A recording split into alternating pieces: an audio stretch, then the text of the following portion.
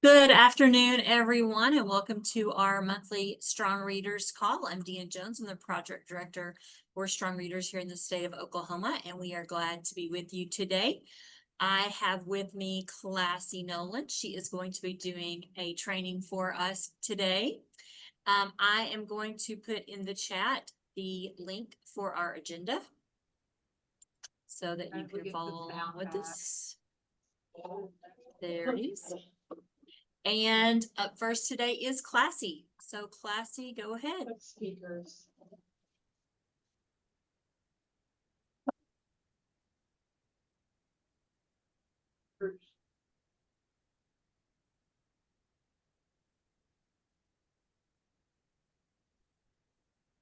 Take spatial sound off or put it on.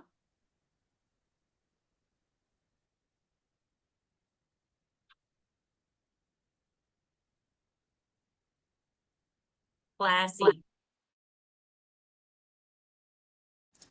Can you hear me now, Deann?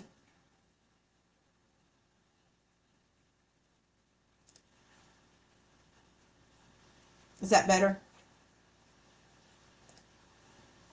Okay. Okay, let's talk about teaching morphology. I am part of the Heroes Literacy team, and our mission is to help elevate reading outcomes for every student. Our mission is to support schools and districts in creating sustainable systems around data to meet the needs of all students. We also aid our schools in matching evidence-based literacy instruction and resources to the needs of students, as well as provide professional learning and resources to Oklahoma educators and administrators to support evidence-based literacy instruction. Now, we do have a disclaimer statement here, and the short version of it is that any examples provided in this presentation are not, I think did you steal my, there we go. It's okay. We have a few little technical difficulties and we'll get back to it. But the short version of our disclaimer statement is that any examples provided in this presentation are not recommendations, nor are they an endorsement. So let's begin by discussing the definition of morphology and the importance of morphemes. So, morphology is the study of the internal construction of words, how the different parts of words work together. It focuses on how different morphemes or meaningful parts create different meanings by combining with each other or standing alone. Look at the word construction. If we added the prefix D to the beginning of the word, how would it change its meaning? So what are morphemes? Morphemes are the smallest unit of meaning. It could be a word, or it could be only part of the word. For instance, if we have the word play, play has one morpheme. The word plays has two morphemes, two meaningful parts. The word play itself and the S at the end. Showed has two meaningful parts, or two morphemes. Show plus the ED at the end. We also have what we would consider morphemes that have more than one meaningful part, or those prefixes and suffixes and roots added. So for instance, reconstructing has four morphemes. Now, when we teach students these meaningful parts or morphemes, we are giving them access to a plethora of words that enable them greater success in reading, spelling, and also comprehension. So I want to talk about the two main types of morphemes. We have free morphemes and bound morphemes. Free morphemes can stand alone, or they can be combined with other morphemes to make new words. For instance, we have base words like jump, sky, hill. They have meaning as a word on its own. We could take two base words and create compound words. We don't need anything else added to a base word or a compound word for it to have meaning. For instance, cupcake. someone, or sunlight. And then we have those function words. They are those grammatical glue words that make our sentences stick together. And here are some examples of those function words. Now, we also have bound morphemes. Bound morphemes cannot stand alone. They need something to combine with it for it to be a word with meaning. For example, with the roots that we have here, rupt, which we see port. Well, classy, port can be a word. Yes, it can be a base word, but think of the word transportation. It is the root where we've added prefixes and suffixes to go along with port for it to have meaning. But the root rupt, meaning to break, we never see rupt in a sentence by itself. We always have to add a prefix to it, like disrupt. We create a word, but rupt has meaning. It means to break. Dis has meaning. And then we have those suffixes. Suffixes, we have inflectional and derivational. The suffixes, after learning about this, I was like, what? There are different types of suffixes? Inflectional suffixes do not change the part of speech that the word is, whereas derivational suffixes do. As I was learning about morphology, I'd never heard the term morphology before, or inflectional or derivational suffixes, but the more I learned about it, I knew that I was actually doing my job. I just didn't know the correct terminology. So I'm always learning. Now I want to take a moment and talk about morphology and the brain. How does this fit with our reading brain? Let's look at the orthographic processor.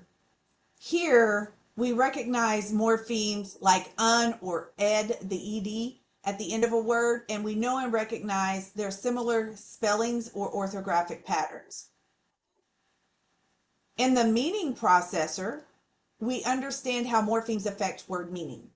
And then in the phonological processor, it helps our students decode words based on meaningful parts. And we can think of different pronunciations for the morpheme. So I want you to think of this. I want you to say this word, M-A-R-I-N-E. I just spelled the word. I didn't want to say it. We have that word, marine. Now, I want you to say this word, M-A-R-I-N-A. Marina.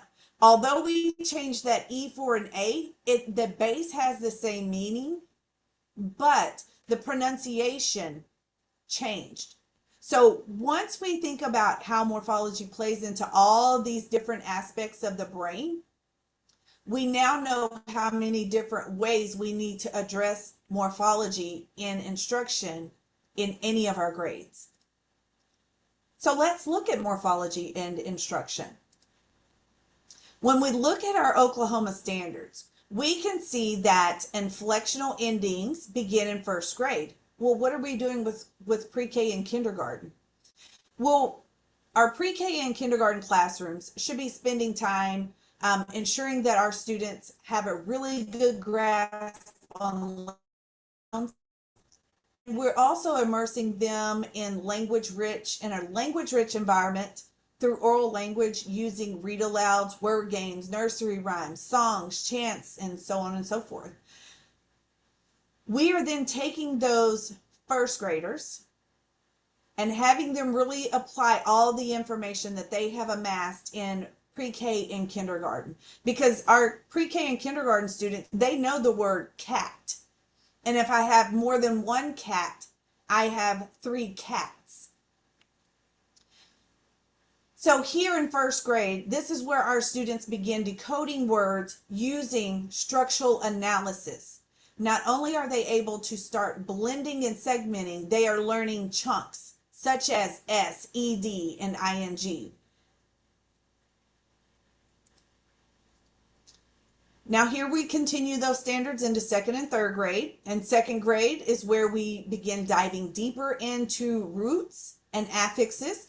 And our students can decode words into sounds for the spelling and encoding connection. And then they're learning the definitions of those parts, because the spelling and definition will remain the same. By the time we hit third grade, The standards use the terminology for morphemes or morphology. So before third grade, we don't actually see the term morphemes or morphology in our standards. We see the term structure analysis. And then in third grade, we start seeing morphology. So if we teach our students one morpheme, we are giving them access to many words and definitions. For example, if we teach them ology, O-L-O-G-Y, is the study of, then our students will know that biology is the study of life. Agroology is the study of soil, and sinology is the study of dogs. If we teach our students the ending IST, then they will know that a biologist is a person who studies life, agroologist is a person who studies soil, and a sinologist is a person who studies dogs. Also, when we teach our students morphology and more about morphemes, we talk about how they will retain its spelling across words, but our readers need to be familiar with how to flex the sound. For instance, we see the word vision. That S makes the zh sound. We don't have a letter to represent that zh sound, but we know when we hear the word vision, that zh is represented by that S. It has the same base, but when we look at visible, we've changed that suffix, visible. Now that S makes the S sound. And then look at heal and healthy. The EA vowel team changes from a long E to a short E sound. Now, you may be asking, how is this different from teaching vocabulary, Classy? Well, vocabulary is the study of words and their meanings, but morphology is the study of the internal structure of words and how they are formed. So vocabulary is going to be that overarching concept of whole word definitions, and morphology is the word's meaningful parts. If we teach our students those parts, we can take those pieces and transfer them into other words with those same parts. Here's an example of a way that we could teach morphology through a word matrix. For example, let's look at the one here on the right. Our root is struct. Our prefixes, we have con, d, and n. Our suffixes, tion, meaning shun, we hear that sound shun, and then ture. So think of ways that you could have your students construct words. Oh, did I just create a word there from our word matrix? Construct.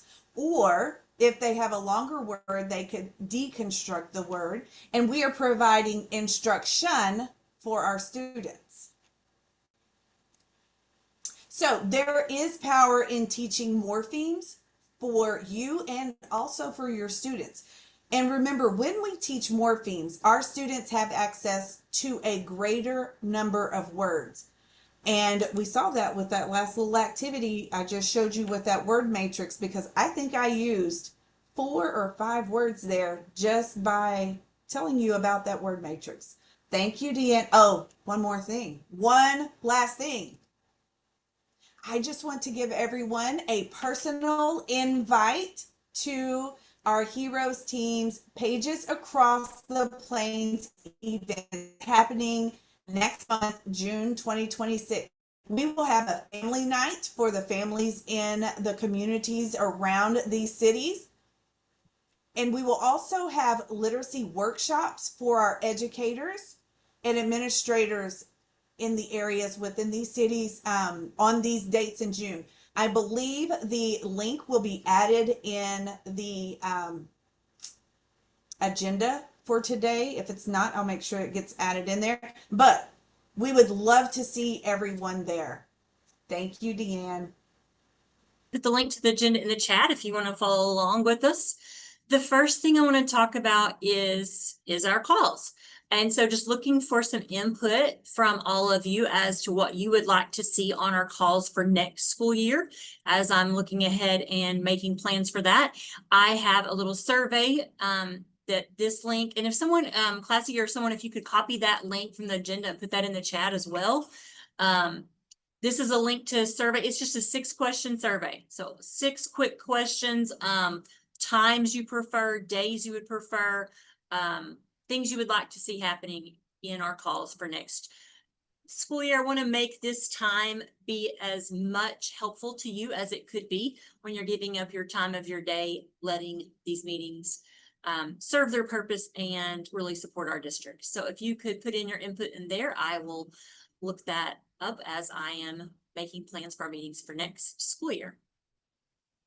In other Strong Readers news, we have the end of the year survey report is currently open in single sign-on. It's been open since April 15th and it is due May 30th. This is the link to the new guide. I also made a new tutorial and that is linked. These are both also available on our Strong Readers for Schools website.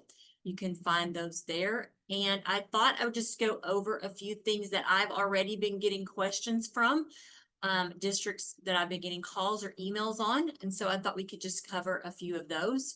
And so the first question is on the newly enrolled students. So this is the website requirements section. If I could just pull that up real quick. Yeah. So if you're in the Strong Readers report, the Strong Readers survey, if you scroll all the way to the very bottom, this is the section that they're talking about. This section right here, these are the things that you are required to put on your website, posted by September for the previous school year. But this is where we're getting that information from you. So this is something that I had a few people ask questions about. So I thought I would just pull that up real quick and show you what section we're talking about. So on this section where it's asking about the newly enrolled students, the number of students proficient per grade level, and the number of students that are on IEP that are proficient. The question is, do I count all of my students or is this just the students on the slip? And the answer is this is all of your students. So on that section, when it's asking about in 2nd grade, how many students are proficient, we're talking about of all of your enrolled 2nd graders. On that same section, we had a question about kindergartners demonstrating proficiency, specifically because we do not send notices of proficiency to kindergartners. So their question was, since we don't send out notices of proficiency, what are we putting for them? We still want you to look at your kindergarten students that scored at or above the 60th percentile column, even though we don't send notices for them. It's still the same requirement. That 60th percentile rank is what we're looking at to count them on this question and on your website requirement as well. Another thing to think about when you're doing on the proficient students, even outside of kindergarten, when we're looking at the 1st, 2nd, and 3rd graders, your number could be larger than the number of notices of proficiency that you sent home, because you are not required to send notices of proficiency after the EOI testing.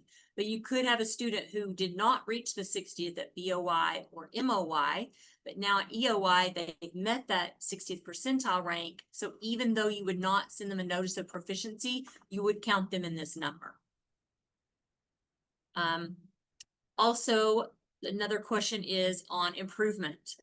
And so this question is, do I count a student as improved if they were at tier 2 at BOI, and then they went up to tier 1 at MOI, but now they're back down to tier 2 at EOI? And this question is one that I myself have even kind of waffled back and forth on a little bit. So I did what we do here when we have a question, go back to legislation. And so when I went back and looked in legislation, when it's talking about this question, it actually states students who exhibited improved reading proficiency after the completion of their intensive intervention services. So this means, did your student improve at least a tier from the time you placed them on the slip and started your interventions? So for the one that we just talked about, if that student was at tier 2, then went to tier 1, and go back to tier 2, no, they did not improve a tier from the time you started providing interventions to the time that you ended your interventions. They did see some growth and then some back down, and we do see those kids who kind of do that. But for this question, we do not want you to count them. So no, you would not count that student as the improved category. So on this question, if they were not improved at least a tier, from the time you signed that slip, started your interventions till that EOI, then do not count them as improved. The next question that I have been receiving in the last couple of weeks is on the dyslexia screening. And if a student was unable to complete the dyslexia screener, do I count them as being screened? Do I count them as being at risk? The answer to that is no on both. If they were unable to complete the screener, we don't want you to count them as being screened for dyslexia. We do not want you to count them as being at risk. So we know this could be some of our students who are on IEP, but they're still screened because they don't qualify for one of those good cause exemptions, and you do have to screen them. And then as well, you would have to give them the dyslexia screener.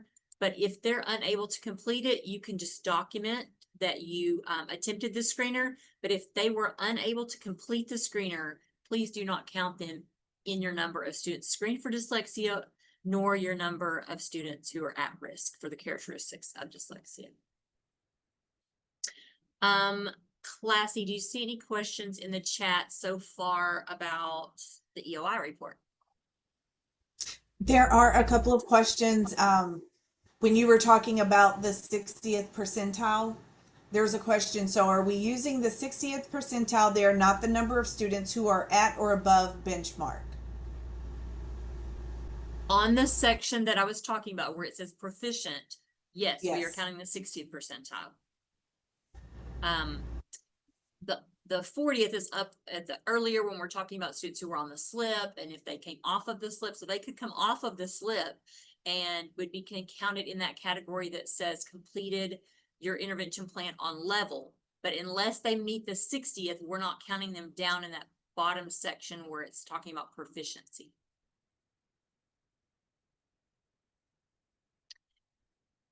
Okay, my next section is the website requirement, which is the same information I just showed you on the EOI report, but this is the actual format and where you're posting this information to your website. With a lot of the changes that are happening in the new bill, there will be some changes to this, but it is not for right now. So what you're doing right now, the information that you're gathering from this 25-26 school year will need to be posted to your school website by September 1st of 2026. And we did not make any changes to this format. So this, it's linked here in the agenda. This looks exact same as it did last year. You pull that, download that, complete that. It's still on our website. It's here in the agenda. No changes made to it this year. There's the link here for the guidance document. The only thing we changed on the guidance document was the years you're looking at to see if the student is newly enrolled. But none of the questions have changed. Now, when we go into next year, we will have some changes on this. But for the current year, where you're getting 25-26 data and you're completing this format, have it posted by September 1st of this year, there are no changes from last year. It'll be exactly the same. You can find this same stuff on our website with the format and with the link guidance. Deann, there is one question. What is the simplest way to determine how many students have been at our site less than 2 years? That is a good question. It's one I really can't answer because every school data management system looks a little bit different. So that's kind of a better question for someone in your office who handles that, or maybe another district who uses the same data system that you do, the same student information system. But that guidance document will give you some more specific questions and parameters to put in. So you're looking if they've been with you for 2 years and if they have been with you continually for 2 years. So if they've left and come back, then they're newly enrolled. You would count them as newly enrolled. But if they've been with you since October 1st of the previous school year, so they were with you before October 1st of, so that would be right now, it'd be for the 24-25 school year. So if they were with you before October 1st of 24, and they've been with you ever since, they are not newly enrolled. You do not count them as newly enrolled. But if they came to you after October 1st of 2024, they're newly enrolled. Or if they've came and left, then they're also newly counted as newly enrolled. I do understand that for some people, that's a very hard number to come up with. And hopefully you can find someone who uses the same management system as you and has found a good way to come up with that number. Now we are into the hot topic, is new legislation. So Senate Bill 1778 passed and is going into effect for this upcoming school year. Now there are portions of the bill that will not go into effect for an additional year, but the overall bill will be in effect for this upcoming school year. So there is a lot of changes to this. It was very in-depth. There are a lot of things that will be changed. Some of them are big changes, some of them are small changes, but we are still currently working. It's a lot to go through. It's a lot to some things that we can make decisions on, some things that we can't, some things that have to go to legal or financial or OEQA. And so this is our big task right now, working on this, and just know that we're working on it. And as we know answers, we will get them out to you. I'm going to answer a few things on here today, but there are still lots of things that we don't know the answer to yet. So I will be hosting a webinar to detail any of the changes. And here's the links to those two. They're also posted on our website. I tried to pick different times of day, different days of the week, so that we could accommodate as many people as possible. Our first one is going to be Wednesday, July 15th at 10 a.m. And there's a link for that one and the passcode to get in. And the next one would be Monday, July 20th at 1 p.m. And there's a link for that one. These two will be the same session. So if you attend one, there's no need to attend the other. I just tried to pick a few different times and dates. Also, we will record one of them and have it posted after these are over, so that if you're not able to make either one of these, you could still go onto our website and access the link and get the information. I also will be presenting at a lot of conferences this summer. I'll get into those a little bit later on, but I'm going to be making the rounds at many different conferences this summer with this information as well. And as it gets late, the earlier conferences may not have all of the answers, and some of the later conferences, hopefully by these July dates, we will have more of the answers and more of the procedures in place by then. But I do want to just give kind of a quick highlight of what I think are the biggest changes that are coming with this bill and this change in legislation. So the two biggest changes are that we're going to one state approved screener, and we have the return to promotion retention requirements. So just for a few things on our one state approved screener, that's not going to go into effect until the 27-28 school year. The process that they put into place for that screener being chosen is that OEQA would be the ones who will be running that RFP, and they will get vendor information, and they will do their approval process, and they will narrow it to 3. And then once it is narrowed to 3, those will come to our office, and we will run the procedure to select one from those approved 3. So for this upcoming school year, that means we are going to continue with the way it has been. For the upcoming school year, districts are free to choose from the state approved list. Now that list did change because we had ran an RFP earlier this year, just because of the cycle that it's on, where we regularly review them and make changes. And so we did have a few that dropped out of the list, and we have one new one on the list. So if you want to look at the list that is linked here, it's on the Strong Readers for Schools page. And we are planning on continuing to offer Amira as our state funded screener. And I do have a link for that a little bit lower on, where if you want to, yeah, here it is. So if you want to register your school for Amira, if you're not yet using Amira and you want to, this is the link for that. I also do have it noted and highlighted that if you're already an existing customer on our state contract for Amira, you do not need to fill out this link. If you're already a customer, your customer service representative will be contacting you and re-enrolling you for the upcoming school year. There's no need for you to complete this. But if you have not been using it and you would like to for next school year, please go ahead and complete that link so we can have someone get in touch with you. The next big change is the promotion retention requirements.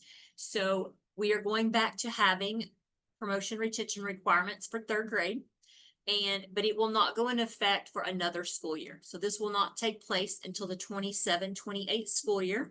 It does look a little different than it did under RSA in the last few years. We will have good cause exemptions, but other than that, other than the good cause exemption, there is just the pathway of using the state test. Previously, we had the other pathways of, portfolios and screeners. Those will not be anymore. It is just the state test or the good cause exemptions. Also, this time there is voluntary retention and retention talks with first and second grade students that are below the 40th percentile. So that will be another year out, and we have not yet come up with the guidance for that and all of the rules and documentation forms and all of those things. So we'll be working on that and getting that to you before you would need to have that in place. Like by next spring, we would have that ready so that you would have that upcoming for the school year for 27-28. These next three changes are changes that I also highlighted as one of the biggest 5 changes, but these 3 will be in effect for the upcoming school year. So the funding formula is seeing some changes. Under our previous funding formula, the way we did is we took our overall budget, which for the last 2 years has been $17.5 million, and it was divided amongst the number of students that we had below the grade level target across the state, and that's how we got our per pupil allotment. And then we took the per pupil allotment multiplied by how many students you had scoring below the grade level target on the screener at your district, and we sent the Strong Leaders allotments based on that amount. With the new formula, there have been some changes, and to where it's now going to be a 3-tiered calculation formula. So instead of you just getting money for how many students you have below level, you're going to get it for 3 different reasons. The first reason is just our base allotment. So we're going to have a certain percent of our, good news is we do have more funding. So let me go into the funding part.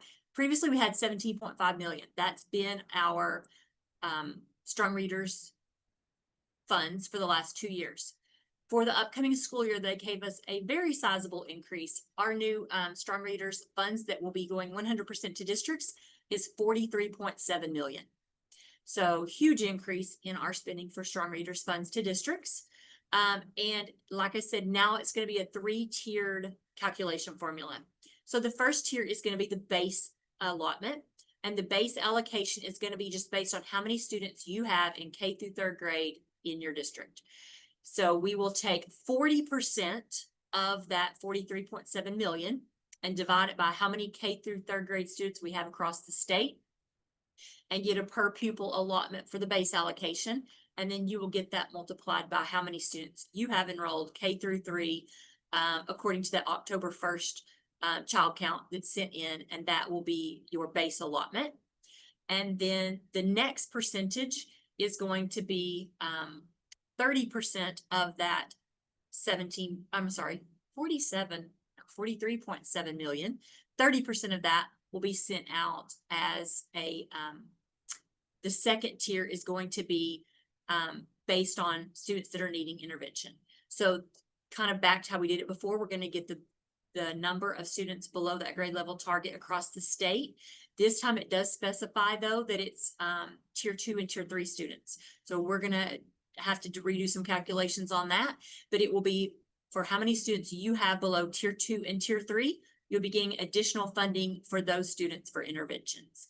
And then the last tier is for incentive funding.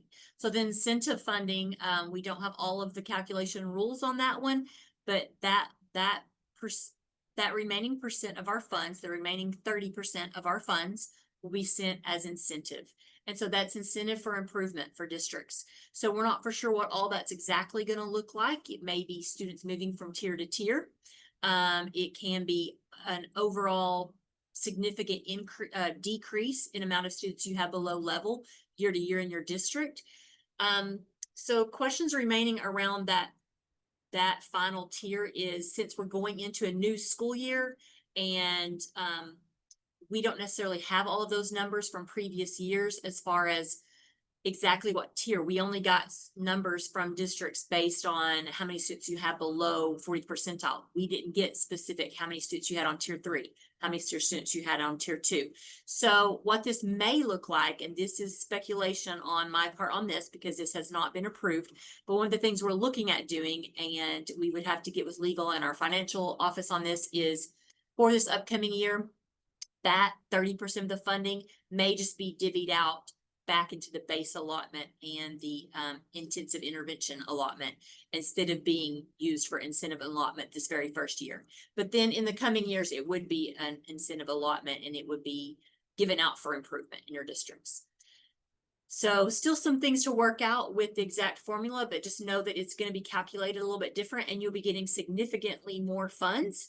And also that even if you're a district that typically doesn't have many students below, so you haven't been getting much strong readers funds, you will be getting some this year just based on your overall K-3 enrollment and have that money to spend on investing in good, high quality curriculum for your tier 1 program. The next thing is monthly parent updates. So previously, you had to get your slip signed by the parents, and then even that second signature on it was optional. But with the new legislation now, after that initial slip is signed, you're required to give a monthly update to those parents of the students that are on a slip, telling them how their student is progressing. Not for sure exactly what this is going to look like just yet. We're still looking at if it is going to be a form or a sample letter that we're going to develop, or if this would just be you being able to print off a parent report from your screener or your progress monitor. So we're still working on what that might look like. If you have any suggestions of what you'd like to see that look like, you can email those to me so that we can have that information and feedback as we're working on that. And the next thing is the removal of the 10% spending requirement for PD. So the last 2 years, we've been really working on getting everyone to code that correctly. We sent out those letters to districts who their coding did not show that they had spent that requirement on the previous year. And this year we've been giving real guidance and we've been adding more vendors to the approved list for PD. But now under the new legislation, that requirement is gone. So you will no longer be held to spending 10% of your money on professional development. We are, however, going to keep that list of science of reading aligned professional development available, but it will no longer be an approved list. We're now just going to maintain that list as guidance. If you're looking for high quality professional development, we're going to keep that list going. We still have vendors who just submitted to us in April, and we're currently starting to approve those and add those to the list, but that list will be changed from an approval list to just a guidance list for districts to use. If you have any questions on any of the new strong readers list stuff, I will answer a few from the chat, but also if you have any, you can submit them with this link. Because as we're working through coming up with guidance for these things, it's helpful to see what districts want to know. And sometimes you think of things that we might not have thought of before, and we need to be able to address those. So any questions you might have for us, go ahead and submit those right there. And I will take a little pause right here to see what we have in the chat and if there's anything we need to go ahead and address. Currently, Melissa has addressed any of the questions in the chat. Just looking to see if there's any others. Yep, all of the questions in the chat have been addressed already. Awesome. Okay. Well, if you have any others that didn't make it to the chat, you can go ahead and put them in our link. So that if it's something that may help us be able to inform our guidance going forward. Deanne, I've I'm already sorry, talked- there is one that I missed. Okay. Does the requirement for parent updates go into effect next year, meaning 26, 27? Yes, that will go into these three right here, the funding formula, the parent update, and the removal of the 2% requirement will all be in effect for the 26-27 school year. So we will have that guidance or whatever it's going to look like ready for those things before the school year starts. I've already talked about Amira and talked about that link. Next upcoming is we have professional development opportunities. Many of them this summer, many professional development opportunities. So the OKMTS Summer Conference is going to be June 24th to 26th, and I have that link there. I will be at that conference presenting at that. Pages Across the Plains, class he's already talked about. Here's all of the links for all of the nights. I will be presenting at Woodward and McAllister on building a literacy strong district. If you would like to attend one of my sessions, I'll be at those two. And the heroes will have many great sessions at every location on that. If you would like to gather up your whole grade level or literacy team and come to one of those workshops. COSA conference is May 27th through 29th. Melissa will be presenting at that as well as myself. I will have 2 sessions at that. Have one on building a literacy strong district and one on Strong Readers 2026 and what's new. OSSBA is August 13th through 16th. I will also be presenting at that. And Inspire Conference is June 5th. I will be presenting at that one. Also, I failed to get this one linked on here, but I will also be at the Special Ed Conference and presenting at that one as well. So, made it through, and if you have any other questions, I will be looking in the chat right now. Great to have Melissa on, catching some of those questions before we go in the chat.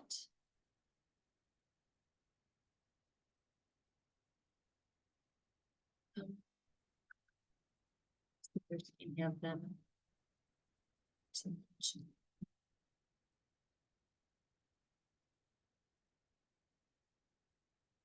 Oh, someone asked in the chat about notices of proficiency. And that is I'm glad someone brought that up because I didn't put that as one of my top 5, but you might consider it as one of the big ones.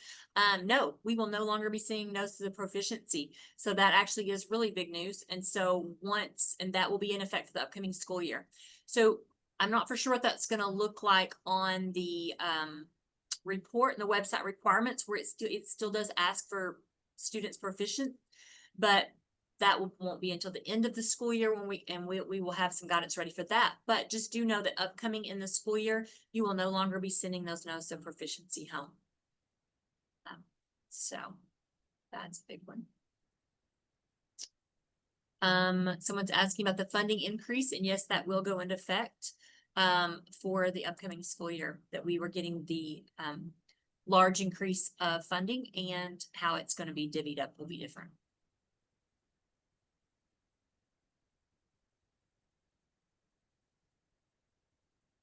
Deanne, I know we're getting a lot of questions about the courses on microcredential, and I know we've been getting a lot of calls on that as well. So just to clarify, a couple of things I've also seen running around in social media. This microcredential does not mean to take the place of graduate coursework completed by our certified reading specialists. That is still a certified reading specialist, is still a graduate course that is taken with a certification exam, and no professional development can take the place of the amount of work that goes into that certification. However, in the legislation, it is required now that every elementary school would have someone who is working directly with students to provide interventions.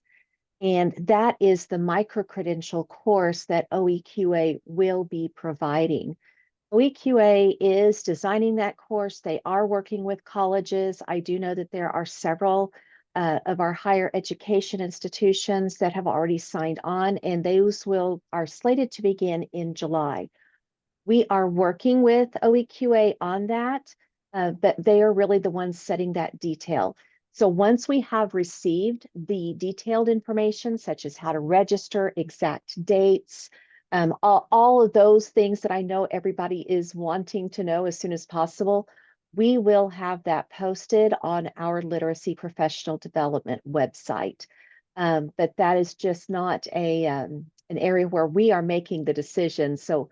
But we are trying to make sure that we are providing accurate information, because we know that we're who you guys call to get answers, and we're happy to be that go-between. But right now we are also trying to get that information. So, but no, please do understand that is not ever going to take the place of a certified reading specialist. We have utmost respect for the time and effort that people have put into that degree. And sometimes our legislators get a little confused on the vocabulary we use. So we are trying to make sure that that is very clear, that this is not the same thing.